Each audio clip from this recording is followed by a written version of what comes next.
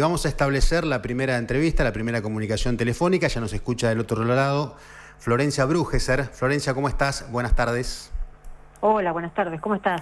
Muy bien, bueno, gracias por atendernos. En realidad la inquietud tiene que ver sobre todo con conocer detalles de esto que se viene emergiendo con cierta fuerza, que es la aparición del HMPV. ¿Qué nos podés contar sobre esto?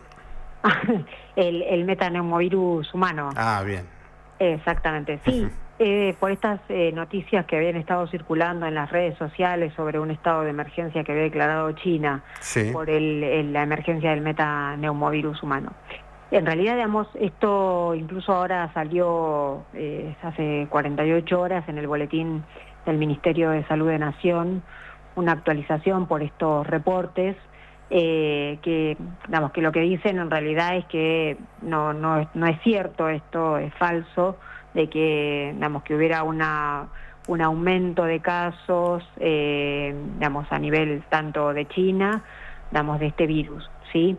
Sí, obviamente, como sucede todos los años para esta época del año en el hemisferio norte, aumentan las infecciones respiratorias y entonces China está teniendo un aumento de infecciones respiratorias, como es la gripe estacional, el virus sincicial respiratorio, y dentro de esos el metaneumovirus, y otros virus más, ¿no? Pero incluso con datos que ha mostrado la Organización Mundial de la Salud y datos incluso del mismo CDC de China, es decir, Centro de Infecciones de China, lo que muestran es que incluso tienen menos casos que los años anteriores, si bien en algunas provincias del norte están teniendo un poquito más de casos, ¿sí? O sea que básicamente en realidad alerta incluso muchas de las imágenes que se estaban mostrando son imágenes que no se condicen, incluso son imágenes de la pandemia del COVID de 2019.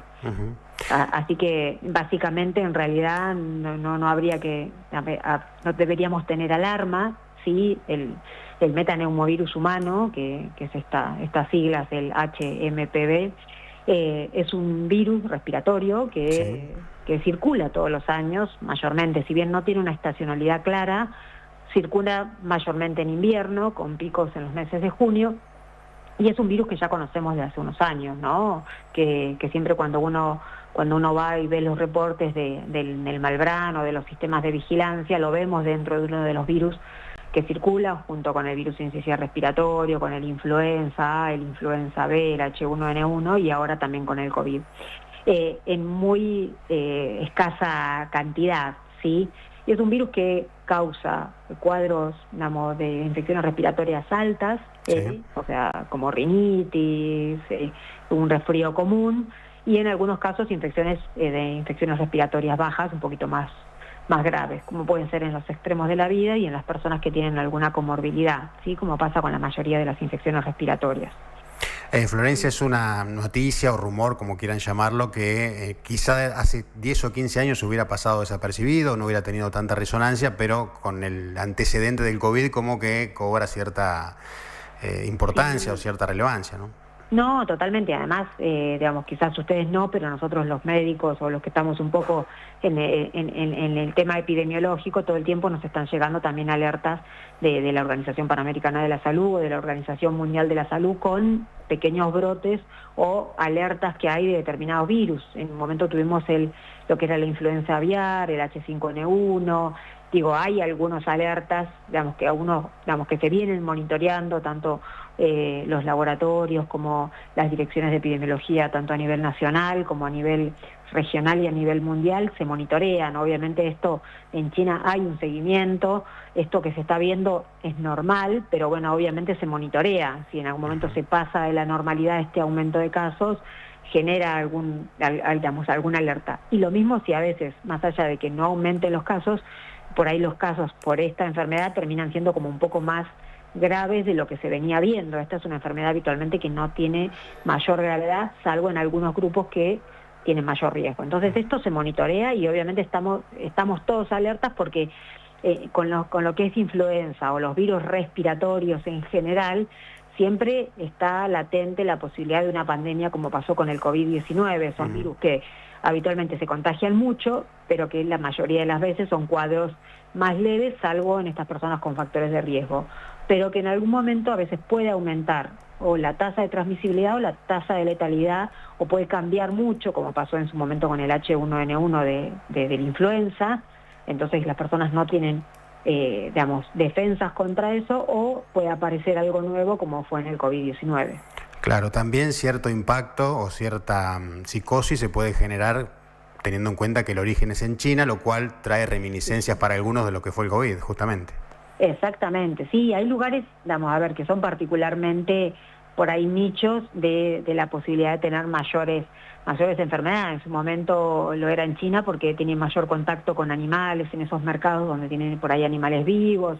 Uh-huh. Entonces, sabemos que hay un montón de virus que no los conocemos tanto o sabemos que están, pero están en el reino animal, y cuando uno entra en ese ecosistema o está más en contacto con esos animales, como pasa cuando uno, hace, viajes a lugares y, más de lo que sea aventura, y puede entrar en ambientes con animales o con virus que habitualmente no tiene contacto, pueden pasar estas cosas, ¿no? Entonces, quizás China, si bien eso se ha modificado bastante después del COVID-19, tiene la posibilidad de que tenga más contacto entre lo que son enfermedades del reino animal o del ambiente. Bueno, incluso también, si pensamos un poco ahora en el cambio climático, también está la emergencia de otras enfermedades. Florencia, ¿qué otros países o sectores del mundo son propensos a engendrar este tipo de virus? No, bueno, eso, yo digo China porque, es el que tiene como más ese ámbito, pero bueno, uno puede ir a India y cada lugar, y por su clima y su cultura, puede tener, tienen algunas enfermedades que no hay en otros. Uno va a algunos lugares de África, está el ébola, y algunos otros lugares está más la fiebre amarilla. O sea, todos los lugares tienen su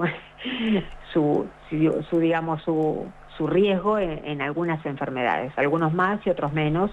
Por eso a veces siempre es importante, cuando uno va a ir a un lugar un poco más exótico o distinto, o tiene alguna enfermedad con algún factor de riesgo, es lo que se llama hacer esa consulta de medicina del viajero, ¿no? Como para saber qué vacunas, por ejemplo, debería aplicarse fuera de calendario o de tener el esquema completo, o qué medidas, ¿no?, preventivas debería hacer, ¿no? El tema del paludismo o el malaria, a veces hay que tomar alguna medicación para prevención, el tema de la protección de los mosquitos, alguna vacuna, encefalitis equina, encefalitis japonesa. Hay algunas enfermedades que son más raras, que depende del lugar donde nosotros vamos, podemos estar más expuestos.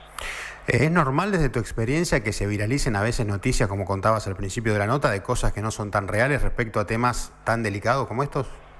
Y en realidad, después de la pandemia, y con esto de las redes sociales y y el acceso a información y a la posibilidad con inteligencia artificial de armar lo que uno quiera, es mucho más frecuente. Sí, si nosotros pasamos, o por lo menos yo pasé la pandemia del H1N1 en el 2009 en el Hospital Muñiz, y eso la verdad que no lo vimos nosotros. Se transitó de otra forma, hubo casos graves, y hubo también aislamiento, pero no se generó esta cuestión de fake news, de información, de psicosis. Sí, fue otra cosa, totalmente distinto, pero estamos en una etapa, en un momento de la historia que el tema de las redes sociales y la intercomunicación, y que la información está rápidamente de un lugar a otro, y que cualquiera puede subir información como si fuera, algo científico, después de la pandemia se hizo muy frecuente. Entonces uno tiene que ir, tratar de revisar lo que le llega por las redes, hasta que no lo confirme, por ahí no volver a replicarlo en los grupos, tratar de ir a las fuentes que son fuentes oficiales, Ministerio de Salud, Organización Mundial, Organización Panamericana, los centros, las páginas oficiales de los Ministerios de Salud de los países. Tiene que tratar uno de ir a esas fuentes oficiales antes de, por ahí, incluso uno mismo, replicar información que no sabe si es verdad. La última, Florencia, ¿en qué medida siguen reportándose, si es que siguen, los casos de COVID a nivel mundial? No, eso se sigue. Nosotros el tema de que la pandemia, digamos, haya terminado no significa que el COVID haya dejado de circular. El COVID sigue circulando en todo el mundo, sigue habiendo fallecidos en todo el mundo, sigue estando las recomendaciones de que los grupos de riesgo se vacunen. Hace muy poquito salió la última recomendación del SAGE, que es el Grupo Técnico Asesor en Vacunas de la Organización Mundial de la Salud, que sigue recomendando que los grupos de alto riesgo, es decir, adultos mayores, embarazadas, inmunocomprometidos, tengan, un refuerzo anual, ¿sí? Incluso en los de alto riesgo ellos recomiendan un refuerzo cada 6 meses, y que todos tengan por lo menos un esquema primario, ¿sí? Y un refuerzo. O sea, eso sigue estando, las vacunas siguen estando disponibles. Hay recomendaciones de la Comisión Nacional de Inmunizaciones de nuestro país de incluirlo en calendario, probablemente con un esquema parecido a lo que es la vacunación antigripal, con refuerzo en estos grupos de riesgo. Algunos países ya la incluyeron en el calendario, Brasil.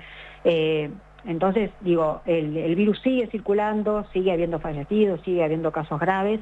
Por suerte, en este momento la circulación es baja, hubo un pico a mediados de octubre, noviembre del año pasado, tuvimos un pico también a principio del año pasado.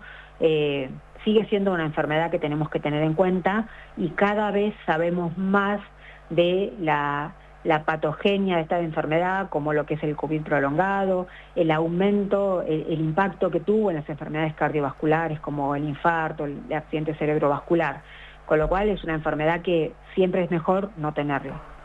¿Y hay cierta disciplina en las personas de riesgo a la hora de respetar el esquema de vacunación, o como que se relajaron porque ya no proliferó tanto últimamente el virus? Sí, algunos un poco están más relajados. Ahí es importante también el acompañamiento de los médicos de cabecera, tanto de los médicos de cabecera de los adultos mayores como de los especialistas de tanto de enfermedades respiratorias, los neumonólogos, los cardiólogos. En seguir recomendando que todos sus pacientes tengan, por lo menos su refuerzo al día, porque en realidad después cuando vemos que empieza a circular, ahí corren todos a vacunarse, pero ahí a veces no llegamos con el tiempo. Sabemos que tenemos que vacunarnos por lo menos 15 días previos para tener una respuesta inmunológica. Entonces, si nosotros nos vacunamos cuando vemos que el pico ya está, quizás en ese caso ya es tarde. Florencia, muchas gracias por atendernos. Un beso grande. No.